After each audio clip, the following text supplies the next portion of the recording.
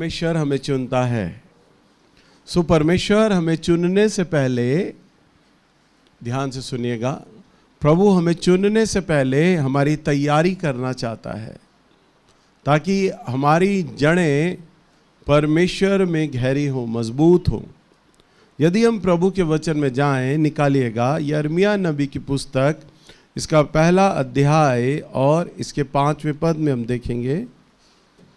गर्भ में रचने से पहले ही मैंने तुझ पर चित्त लगाया और उत्पन्न होने से पहले ही मैंने तेरा अभिषेक किया। हाँ, प्रभु का वचन कहता है तेरे गर्भ में रचने से पहले मैंने तुझ पर चित्त लगाया। चित्त लगाने का मतलब मैंने तुझे जान लिया। मैंने तुझे क्या किया?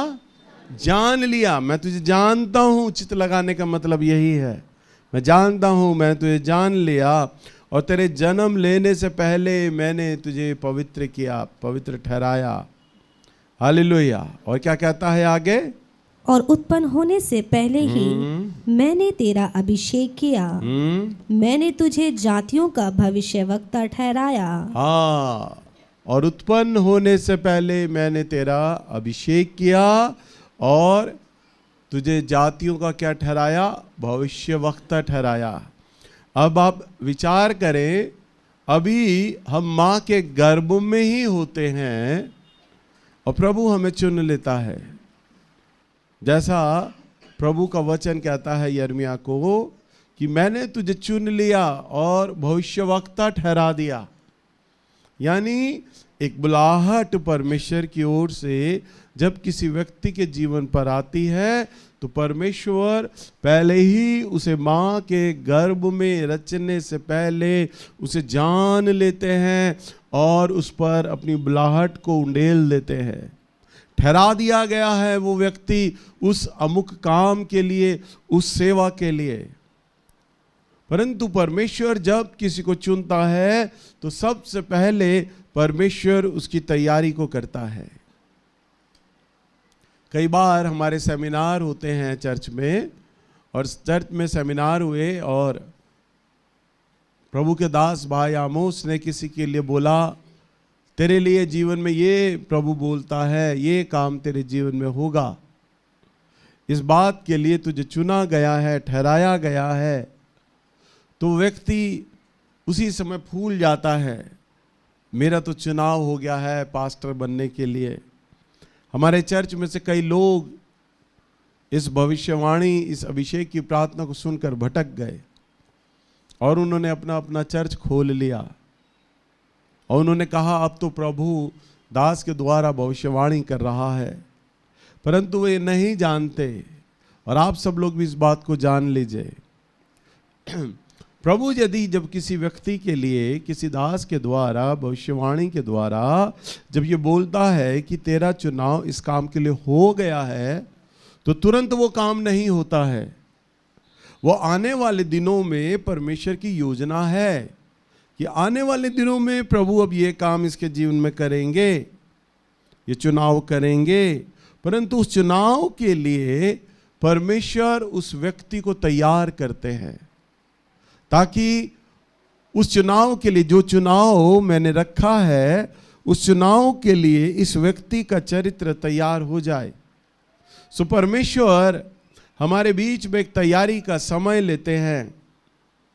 जिस प्रकार प्रभु अपने हर एक दास को गुप्त में गढ़ता है। दाऊद कहता है, मैं जब अपनी माँ के गर्भ में था तो मेरी हड्डियाँ दिन प्रतिदिन गढ़ी जाती थीं, मैं गुप्त में रचा गया। एक बच्चा माँ के गर्भ में होता है और कोई उसके रचने को, बनने को, बढ़ने को नहीं देख पाता है, परंतु वो तो गर्भ में बन रहा है। ऐसे ही एक बीज जब बोया जाता है तो भूमि में कैसे रहकर वो व्यवहार कर रहा है कोई नहीं जानता है। कब वो फूट रहा है, कब अंकुरित हो रहा है, कब वो अपने समय के अनुसार अब भूमि का सीना फाड़ कर अब वो बीज बाहर आएगा, उसकी कोपलें दिखाई देंगी। परंतु ये सारी बातें अगर हम देखें तो पृथ्वी के गर्भ के अंदर हो रही होती है। यानी एक छिपी हुई जगह में जिसे कोई नहीं जानता है, वहां पर तैयारी हो रही होती है। हालेलुया।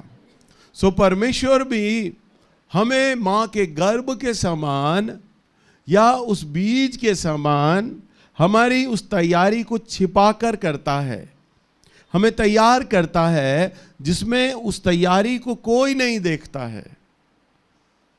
वो तैयारी दिखाई नहीं देती है, परंतु परमेश्वर अपने चुने हुए पात्रों को तैयार करता है। तेरे गर्भ में रचे जाने से पहले, रचे जाने से पहले का अर्थ है परमेश्वर की योजना हमारी कल्पना से भी कहीं पहले शुरू हो जाती है। इससे पहले एक बच्चा जन्म ले, सोचने समझने की ताकत रखे, कल्पना करे, उस कल्पना से कहीं पहले प्रभु की तैयारी आरंभ हो जाती है उस व्यक्ति को लेकर। तो परमेश्वर की योजना प्रकट करती है कि हमारी तैयारी किस बात पर निर्भर होगी, और वह तैयारी हमारे गुप्त स्थान में हमारे संग करता है। हमें हर एक छोटी छोटी बातों में वो टटोलता है, चेक करता है, हम कहाँ जा रहे हैं, हम क्या कर रहे हैं, हमें हर एक बातों में वो परखता है। अगर हम प्रभु के वचन में जाएं, प्रभु के वचन में देखें, भजन संहिता की किताब इसका 105 अध्याय और इसका 19वां पद। जब तक कि उसकी बात पूरी ना हुई, तब तक यहोवा का वचन उसे कसौटी पर कसता रहा। हाँ, जब तक क्या लिखा है? जब तक उसकी बात पूरी ना हुई। किसकी बात? परमेश्वर की बात। जब तक परमेश्वर की बात पूरी ना हुई, तब तक यहोवा का वचन उसे कसौटी पर कसता रहा। तब तक यहोवा का वचन उसे कसौटी पर कसता रहा। सबसे अच्छा उदाहरण है अगर हम देखें यूसुफ का। यूसुफ के जीवन में क्या हुआ? सबसे पहले अगर हम यूसुफ में देखते हैं, उसके जीवन में सबसे पहले उसे एक सौपन आता है। क्या सौपन देखता है? वो 7 भाई हैं, वो देखता है हमने खेत में काम किया, फसलों को काटा, उनके बंडल बना लिए, उसे पूले कहते हैं। पूले वो बोल रहा है मेरा पूला तो सीधा खड़ा है, यूं जमीन पर सीधा खड़ा है, पर 6 पूले मुझे दंडवत कर रहे हैं, मेरे पूले के आगे झुक रहे हैं। भाइयों के मन में ईर्ष्या आ गया, जलन आ गया, अरे सबसे छोटा है, हम इसके आगे झुकेंगे क्या? परंतु ये परमेश्वर का चुनाव है। देखिए वो सोपन में बता रहा है तेरे आगे तुझे लोग दंडवत करेंगे, ये चुनाव है। और यूसुफ प्रभु का डर मानने वाला एक धर्मी व्यक्ति था। वे अपने चुने जाने को उसने गंभीरता से लिया। उसके भाई उसे जंगल में ले गए, मारा कूटा, गड्ढे में डाल गए, खून से सड़े कपड़े जो थे वो उसके पिता को दिखा दिए कि अब वो भाई मर गया है, जानवर ने हमला कर दिया। वहां से कारवा जा रहा है, और कारवा जा रहा है गुलामों को खरीदने वाला।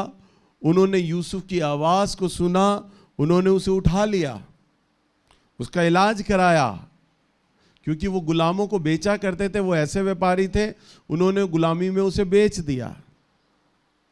और वहाँ पोतीपर के घर चला गया, मजदूर हो गया, घर की सफाई कर रहा है, झाड़ू पोछा कर रहा है, पोतीपर के बगीचे में काम कर रहा है। पोतीपर की पत्नी उसे देखती है और उसे व्यभिचार करने के लिए उसे उकसाती है, हम सब जानते हैं, पर वो मना कर देता है।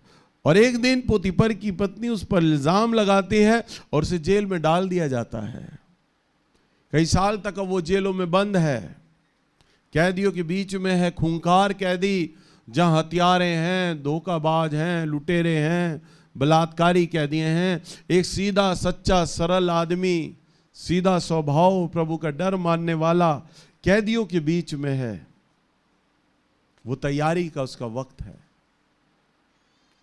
अभी उसका वो समय नहीं आया है कि कोई आकर उसे दंडवत करे, परंतु वो गुप्त में है, परंतु वह परमेश्वर के लिए परखा गया। वचन में लिखा है जब तक यहोवा का वचन, दोबारा बोलो बेटा, जब तक कि उसकी बात पूरी ना हुई। जब तक यहोवा का वचन यानी परमेश्वर का वचन पूरा ना हुआ, तब तक यहोवा का वचन उसे कसौटी पर कसता रहा। हाँ, जिस बुलाहट के लिए प्रभु ने आपको रखा है, उस बुलाहट के प्रकट किए जाने के समय और बुलाहट तक लाने के समय जो प्रभु की अवधि है, जो समय है, परमेश्वर व्यक्ति को परखता चला जाता है।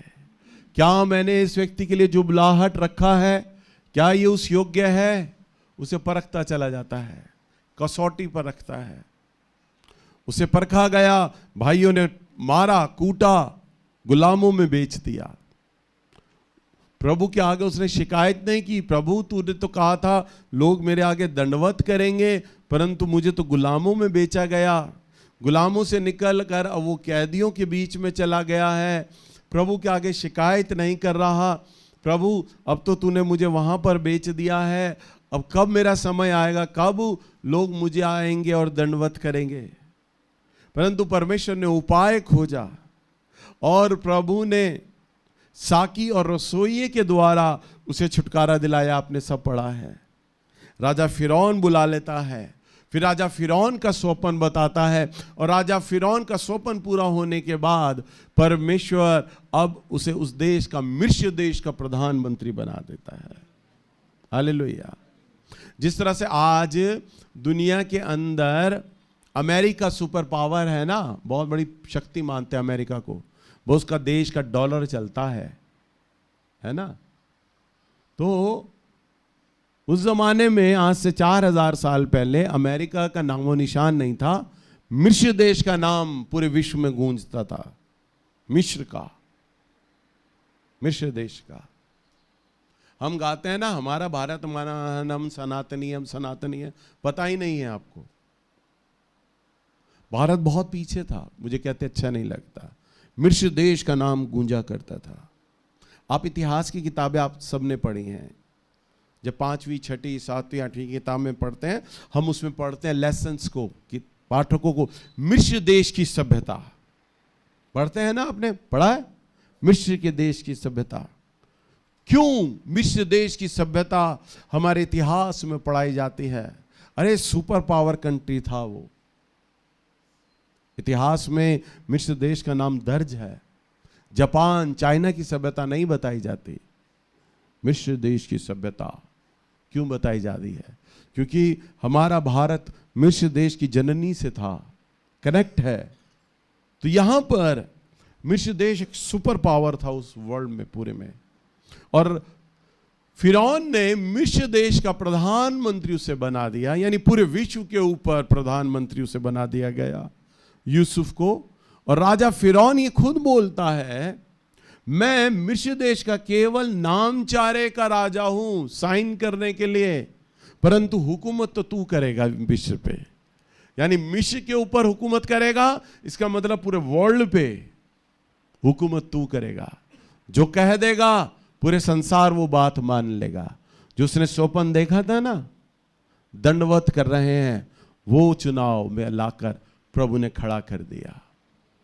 एक घर में से मामूली व्यक्ति को निकाला, और ये हम बाइबल के पदों में तो पढ़ लेते हैं, परंतु मैं ये नहीं पता कितने साल खर्च हो गए एक घर से निकलकर मिस्र देश का प्रधानमंत्री बनने तक।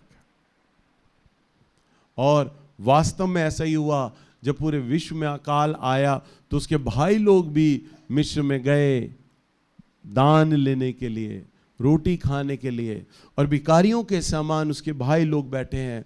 और भाई लोगों ने तो सोच लिया था, हमने तो उसे मार कूट दिया था, गड्ढे में डाल दिया था, भूखा प्यासा होगा, तड़प कर मर गया होगा। भाइयों ने तो उसकी सूद ही नहीं ली, भाई लोग तो मरा हुआ सोच रहे थे।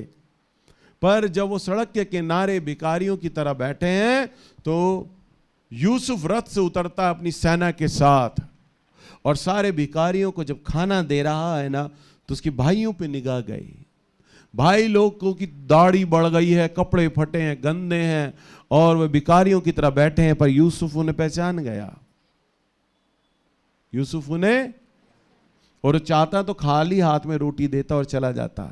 भाई लोगों की नजर पड़ती भी ना तो ये सोचते ये यूसुफ है, फिर वो कहते नहीं यूसुफ नहीं है, हमारा भाई इतने बड़े ओहदे पे थोड़ी ना जा सकता है, मर गया है वो तो। चाहता तो यूसुफ इग्नोर करके जा सकता था, परंतु यूसुफ ने हाथ मारा और जगाया और खुश हो गया। मुझे पहचाना? वो कहते नहीं, हम नहीं जानते आप कौन हैं। वो कहते मैं तुम्हारा छोटा भाई हूं, यूसुफ हूं। वो एक दूसरे की शक्ल देखते होंगे, ये यूसुफ है, बोरे मिस्र देश का प्रधानमंत्री बोल रहा हम यूसुफ हैं।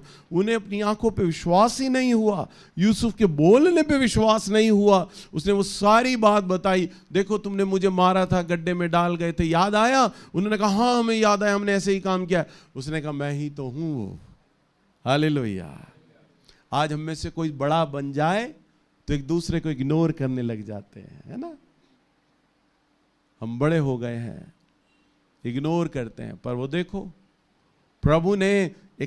प्रभु जब किसी व्यक्ति को चुनता है तो एक समय लेता है, उसकी जड़ें मजबूत करता है किसी को चुनाव में लाने से पहले। पर कई लोग बड़े जल्दबाजी में आते हैं और एकदम सेवा में कूद जाते हैं। हमारे लिए भविष्यवाणी हो गई है, हम सेवा करेंगे, माइक की सेवा हम करेंगे, हम लोगों के सामने आना चाहते हैं, हम लोगों के सामने प्रचार करना चाहते हैं, हम चर्च खोलना चाहते हैं, हम आराधक बनना चाहते हैं, हम सामने आना चाहते हैं। लोग बड़े जल्दबाज हैं, परंतु उस बुलाहट के लिए कोई समय नहीं खर्च करना चाहता। परंतु जब आप इस वचन को सुने ध्यान से, परंतु जब आप बुलाहट को सुनते हैं, परमेश्वर की जो बुलाहट के चयन को सुनते हैं, तो परमेश्वर की उस तैयारी में समय दें जो परमेश्वर ने आपकी तैयारी के लिए रखा है। दाऊद का बचपन में अभिषेक हो गया था, आप सब जानते, बालक था राजा बनने के लिए, परंतु परमेश्वर ने उसकी तैयारी के लिए उससे समय मांगा। बचपन में पहला सैमुएल लिख लो, नोट कर लो, पढ़ेंगे नहीं। पहला सैमुएल 17 अध्याय 34 से 37 में हम देखते हैं, वहां पर वो जंगल में है, शेर और भालू के संग लड़ रहा है और सीख रहा है कि मैं परमेश्वर का एक अभिषिक्त दास हूं, और विश्वास कर रहा है। और प्रभु उसे विश्वास करना सिखा रहा है उस मामूली चरवाहे को। देख, भालू आता है, शेर आ रहा है तेरी भेड़ों को मारने के लिए, खड़ा हो मेरे नाम से और पत्थर मारी मर जाएंगे।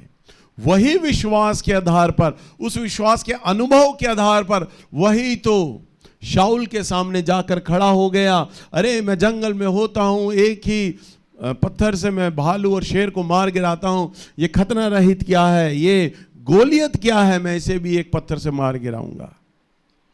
ये कौन है अन्य जाति, कौन है खतना रहित जो परमेश्वर के लोगों को ललकारे, मैं मार गिराऊंगा। वही विश्वास जो जंगल में वो सीख रहा है परमेश्वर से, और वही जब वही उसकी लोग तारीफ कर रहे हैं, उसे कंधों में लेके गा रहे हैं। शाऊल ने तो 1000 को गिराया, परंतु दाऊद ने 10,000 को गिराया।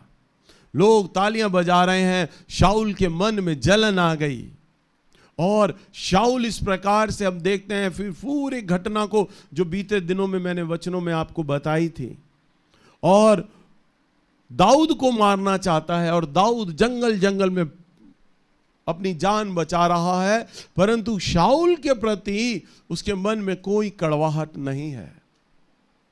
आप सोचिए, विचार करें, एक व्यक्ति है जो किसी की जान ले रहा है, आपकी कोई जान ले, आप क्या उससे प्यार करोगे?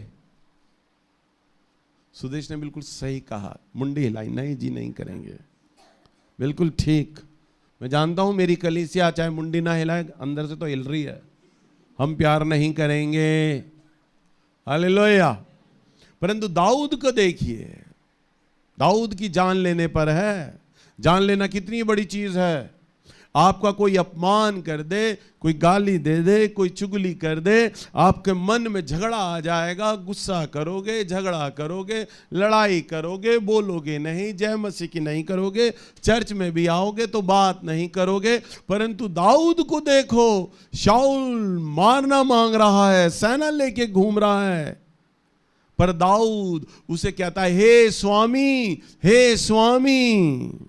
उसे स्वामी बोल रहा है, और वचन में लिखा उसके आगे वो दंडवत कर रहा है। हालेलुया।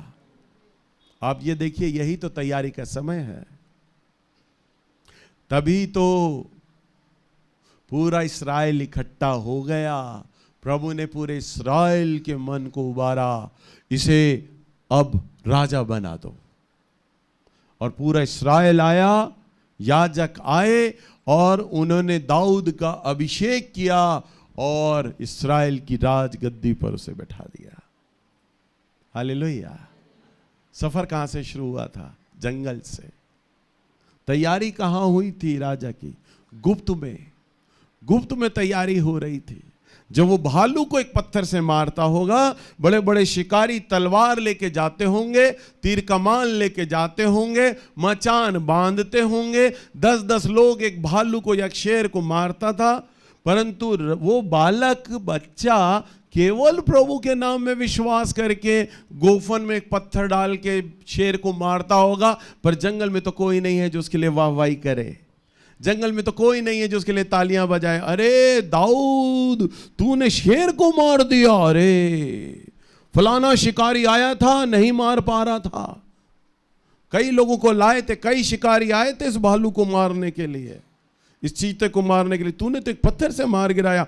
कोई सीटी बजाने वाला नहीं दाऊद के लिए, कोई ताली बजाने वाला नहीं, कोई प्रशंसा करने वाला नहीं। यह है गुप्त की तैयारी। कोई नहीं देखता उस समय को, क्योंकि वो बीज के समान भूमि में बो दिया गया है। वह गर्भ में एक शिशु के समान है। उसकी हड्डियां, उसके अंग कब बढ़ रहे हैं कोई नहीं जानता। वो गुप्त की तैयारियां हैं। बाइबल का एक और उदाहरण है एलियाकीम, जो कि राजा हिजकिया के पास एक मामूली दास है, एक मामूली दास है। और वो दास जो है, उससे पहले एक शबना नाम का जो व्यक्ति है वो भी हिजकिया राजा का दास है। पर शबना में लापरवाहियां आ गई काम को लेकर, और वो हिजकिया की बातों पे ध्यान नहीं देता। राजा है हिजकिया, सुनो, प्रभु का कोई दास नहीं है, नबी नहीं है, राजा है। पर उसकी बातों पे जो शबना है ना, वो ध्यान नहीं देता। परंतु इल्कियाम जो छोटा एक पात्र है, दास है, वो हिजकिया की बातों को बड़ा ही ध्यान से सुनता है। हिजकिया जो भी बड़ा हुक्म दे या छोटा हुक्म दे, उसे बड़े ही ध्यान से वो काम करता है। जो वो छोटा और बड़ा काम कर रहा है ना, परमेश्वर को व्यक्ति भा गया। हालेलुया, परमेश्वर को व्यक्ति भा गया। हाँ, अगर हम देखें यशाया नबी की किताब, इसका 22 अध्याय 20 से 22 तक पढ़ो बेटा। उस समय मैं हिल्किया के पुत्र अपने दास एलियाकीम को बुलाकर उसे तेरा अंगरखा पहनाऊंगा और उसकी कमर में तेरी पेटी कसकर बांधूंगा और तेरी प्रभुता उसके हाथ में कर दूंगा। वह यरूशलेम के रहने वालों और यहूदा के घरानों का पिता हो ठहरेगा। हालेलुया। यहाँ क्या लिखा है? उस समय में एलियाकीम के पुत्र अपने दास एलियाकीम को बुलाकर उसे तेरा अंगरखा पहनाऊंगा और उसकी कमर में तेरी पेटी को कसकर बांधूंगा। पेटी क्या दिखाती है? अधिकार को, ताकत को। और तेरी प्रभुता उसके हाथों में दूंगा और वह यरूशलेम के रहने वाले और यहूदा के घराने का पिता ठहरेगा। हालेलुया। और आगे अगर हम देखते हैं तो परमेश्वर कहता है, मैं दाऊद की कुज्जी उसके कंधे पे रखूंगा, अधिकार दूंगा। दाऊद जिसकी वंशावली से प्रभु यीशु मसीह आए। अब इल्कियाकीम का ट्रांसफर दाऊद के महल में परमेश्वर कर रहा है। मैं एक बड़े औहदे पे से ले जाऊंगा। क्यों ले जाऊंगा? क्योंकि हिजकिया की बातों को बड़ा ही ध्यान से सुनता है, ये बड़ा ही ध्यान से सुनता है, उन्हें मान लेता है। हालेलुया। पिछले सप्ताह जब संजू प्रोफेसी कर रही थी तो यूथ को खड़ा किया था और बोला गया था कि यूथ जो है वो अपने जो लीडर मैंने ठहराया है, लीडर राजू को, उसकी बात को नहीं मान रहे हैं, लापरवाही कर रहे हैं। दाऊद को किसने ठहराया? मैंने ठहराया। मुझे किसने ठहराया? परमेश्वर ने ठहराया इस कलीसिया पर। अब इस कलीसिया की जिम्मेदारी परमेश्वर ने मुझे दी है, तुझे इस कलीसिया को लेके चलना है। उसके बाद सोनिया क्वायर को लेके भविष्यवाणी करने लगी, क्योंकि क्वायर को लेकर मेरे मन में एक बोझ है कि हमारी क्वायर वैसी क्वायर हो जाए जैसा मैं चाहता हूं, सच्चे आराधक हो जाएं। तब जब सोनिया खड़ी हुई तो उसने भविष्यवाणी करना आरंभ किया, और भविष्यवाणी में ये बहुतों के लिए शब्द आए कि तुम अपने क्वायर को, डायरेक्टर को लेके गंभीर नहीं हो, उसकी बातों को ध्यान से नहीं सुन रहे। यूथ के लिए भी ये बात बोली जा रही है, क्वायर के डायरेक्टर के लिए बात बोली जा रही है। मैं यहां पर एक पास्टर प्रचारक की बात नहीं कर रहा, मैं बात कर रहा हूं जो मेरे से जूनियर हैं, जिन्हें मैंने ठहराया है क्वायर में, जिसे मैंने यूथ पर ठहराया है। आप लोग चाहते हैं आपको प्रभु एक ऊंचे स्टेज पे ले जाए, एक बड़े तख्त पे ले जाए, आपको परमेश्वर भारी मात्रा में इस्तेमाल करे, तो वो कैसे इस्तेमाल करेगा? एल्कियाकीम के जीवन में हम देखते हैं वो राजा हिजकिय्याह की छोटी छोटी बातों को बड़े ध्यान से सुनता था और उन्हें पूरा करता था। पर उससे पहले एक और मंत्री होता है जिसका नाम शबना है। शबना उन बातों पे ध्यान नहीं देता है और परमेश्वर कहता है अब इसे हटा दे, अब एल्कियाकीम को लेके आ जाओ। यानी परमेश्वर ही चुनाव करते हैं, परमेश्वर ही ओहदा दे देते हैं, और जब उस ओहदे की कोई कदर नहीं करता तो परमेश्वर डाउनफॉल कर देते हैं, ले आते हैं, वापस नीचे ले आते हैं। हालेलुया। आप विचार कर रहे हैं, मैं यदि अपने किसी प्रचारक को कोई जिम्मेदारी देता हूं, यदि वह जिम्मेदारी पूरी ना करे तो प्रभु का आत्मा उससे शोकित हो जाएगा। और यदि क्वायर के डायरेक्टर के लोग, क्वायर का डायरेक्टर क्वायर उसकी बातों पे ध्यान ना दे, या यूथ उसकी बातों पे ध्यान ना दे, तो प्रभु का आत्मा शोकित हो जाएगा। जब आप छोटी छोटी बातों में विश्वास योग्य होते हैं, छोटी छोटी चीजों में, जैसे एल्कियाकीम छोटी छोटी बातों पे विश्वास योग्य था, तो परमेश्वर ने उसे दाऊद के राज घराने की अधिकार की जिम्मेदारी दे दी। हालेलुया। किसके घराने की जिम्मेदारी दी?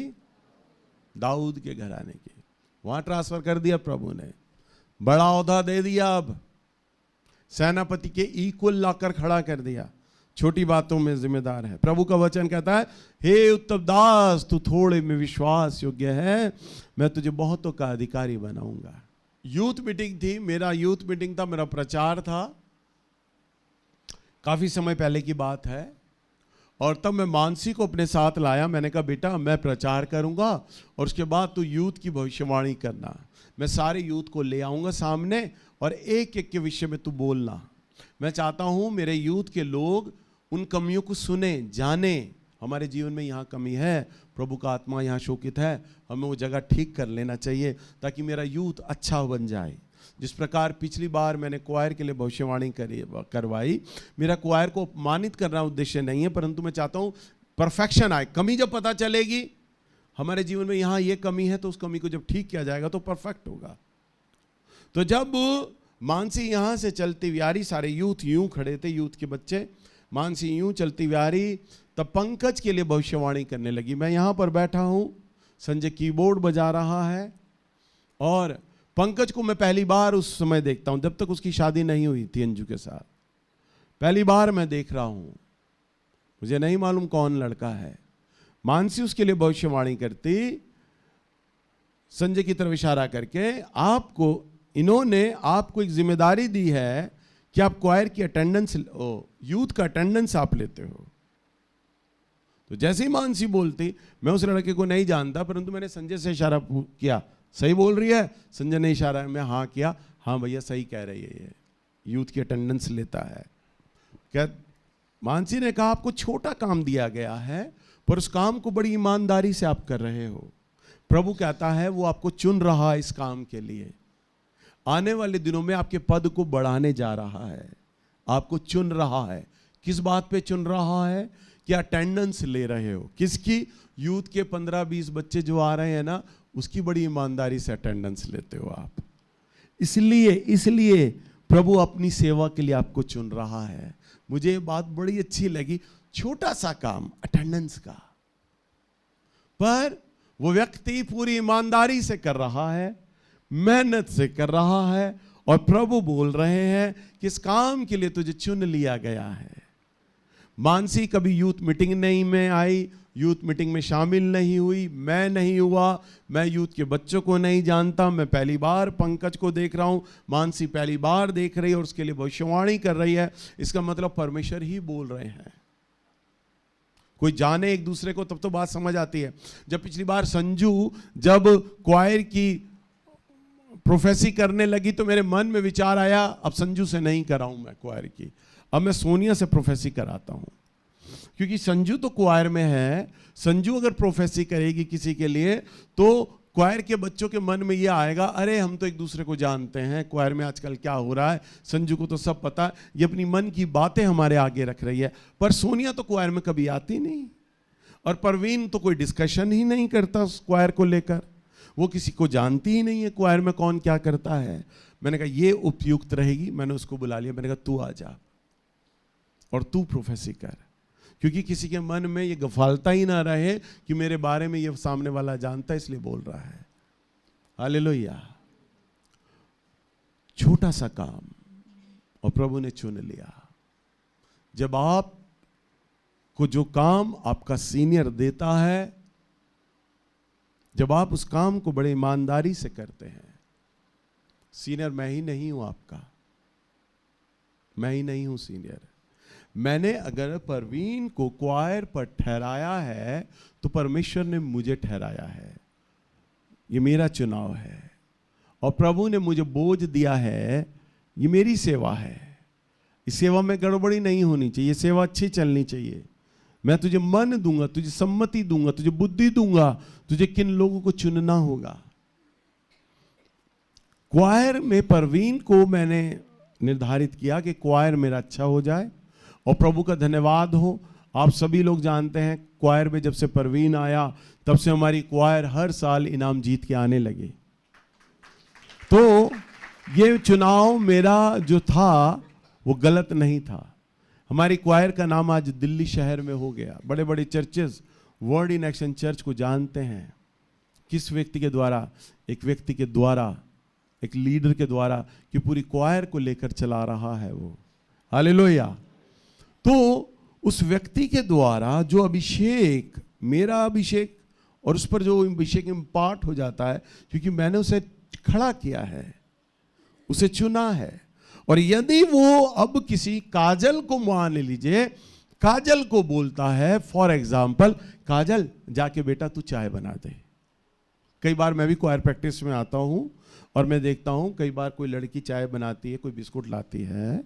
फॉर एग्जाम्पल काजल को बोले परवीन बोले काजल जाके चाय बना। अब ये छोटा सा काम है, प्रभु तो छोटे काम को काउंट कर रहा है, रजिस्टर पर एंट्री करने को लिख रहा है। अब काजल को ये दिया गया है ना काम, तो काजल अगर खड़ी हो जाए तो परमेश्वर की दृष्टि में अच्छी। अगर काजल बोले अब बहाना कैसे मारूं, भैया आज मुझे ना ड्यूटी पे गई थी, सारा दिन खड़ा रखा, ऐसा है शिवानी को बोल दो वो चाय बना देगी, या किसी और लड़की को, मैं तो बना ही देती हूँ, आपको पता है पैरों में बिल्कुल ताकत नहीं है। अब परवीन को थोड़ी ना पता है उसके दर्द हो रहा है या नहीं हो रहा। परवीन कहेगा चल शिवानी तू जाके चाय बना ले, पर परमेश्वर ने सुन लिया ये झूठ बोल रही है। अब प्रभु ने जो इसके लिए योजना बनाई है ना, परमेश्वर नीचे ले आएगा। तू थोड़े में विश्वास योग्य नहीं है, मैं बहुत में कैसे लेके जाऊं तुझे, काश तूने चाय बनाई होती। अब इसे चाय का ड्यूटी दे दिया गया है। एक दिन, एक हफ्ते इसने चाय बना दी। परवीन ने आया, चाय कौन बनाएगा? काजल ने की तरफ देखा, चल काजल तू बना दे। ये सामने पड़ गई, काजल तू बना दे। इसने बना दी।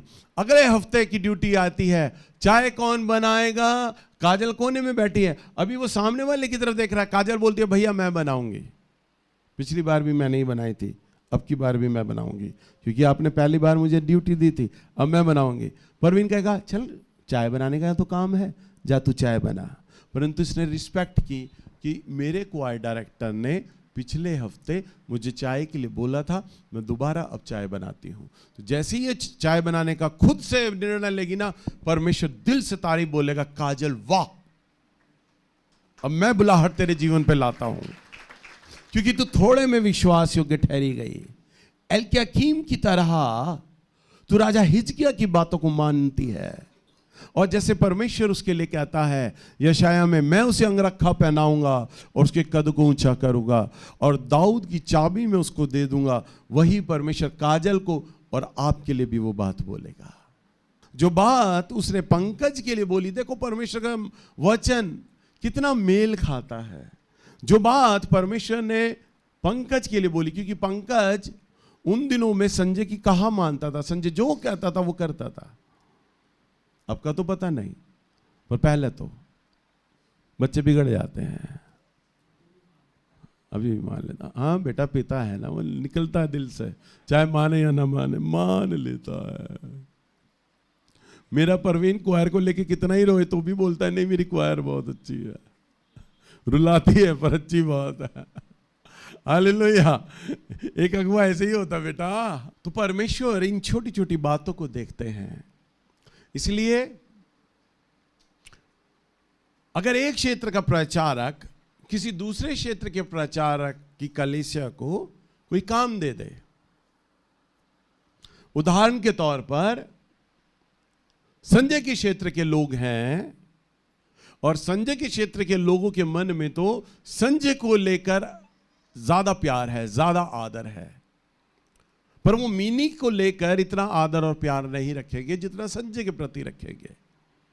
और यदि मीनी उन्हें कोई काम दे देती है, भैया ये कर दो, बहन ये कर दो, वो काम कहेंगे संजय भाई ने तो बोला नहीं था, दीदी अपनी अपनी चला रही है, अरे भैया जी की बहन है ना इसलिए छोड़ो हम नहीं करते, और वो ये काम सुन के इग्नोर कर देते हैं, तो परमेश्वर का आत्मा शोकित हो जाता है वहां पर।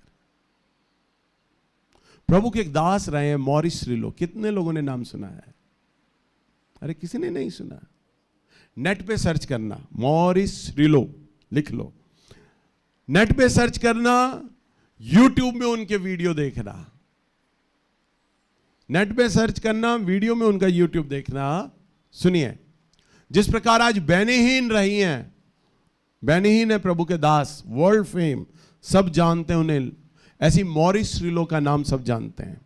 आश्चर्यकर्म की सेवा उनकी, मुर्दे जिंदा हो जाते उनकी सेवा में, काणी आंख निकल के, पत्थर की आंख निकल के नेचुरल आंख आ जाती। वो कहते हैं मैं जिस चर्च में जाता था, उनकी गवाही सुने, मैं जिस चर्च में जाता था मेरे चर्च का पादरी बहुत सख्त और बहुत कठोर थे। मैं उन्हें कई बार बोलता आप मुझे प्रचार करने का मौका दो, वो हर बार मुझे झिड़क दिया करते थे, डांट दिया करते थे। कह रहे कई साल बीतते चले गए, मैं संक्षेप में बताता हूं। वो बताते परंतु मैंने अपने पादरी को लेके कभी कड़वाहट नहीं रखी, कभी मन में मैल नहीं रखा। वो अपनी गवाही में लिखते हैं, हो सकते हैं आपके सिखाने वाले, आपके अगुए सख्त हों, डांटते डपटते हों, और वो कहता है हो सकता है आपके सीनियर आपके गलत हों, ये भी हो सकता है, पर आप उनकी अधीनता में जब रहते हैं तो परमेश्वर आपको उनसे भी कई गुना बढ़ा देता है। वो कहते हैं आज मेरे पास्टर को कोई नहीं जानता, मेरे पास्टर को पूरे अमेरिका में कोई नहीं जानता होगा, आज पूरे संसार में मॉरिस रिलो को सब जानते हैं। एक चर्च का मामूली मेंबर निकलकर बाहर आया और लोग जानने लग गए। हालेलुया। मैं भी ढका चर्च का एक मामूली लड़का, सबको अंकल आंटी कहने वाला, आज सारे ढका चर्च के लोग बोलते हैं नेल्स की सेवा बहुत बढ़ गई है। हालेलुया। संजय याद है जब हम लोग गए थे सुबह के समय परमिशन लेने के लिए, 10-12 लोग ढका चर्च के थे, पूछिए पर संजय भाई से, एक जगह कोने में खड़े थे, और जैसे ही मैं आया वहाँ पर सब लोग आ गए और मेरे से बड़े आदर के साथ हाथ मिला रहे हैं और मेरी तारीफ कर रहे हैं। पहले तो नीलू नीलू बोलते थे और कह रहे नेल्स, हमने तो बिशप साहब, हमने तो आपका नाम बड़ा सुना है, आपकी सेवा बड़ी फैल रही है, और सब कह रहे आपका नाम बहुत बढ़ रहा है। हालेलुया। आप सोचिए, एक चर्च के वही लोग वहीं रह गए, वो पास्टर वहीं रह गया, परंतु परमेश्वर मुझे निकाल कर लेके आ गया।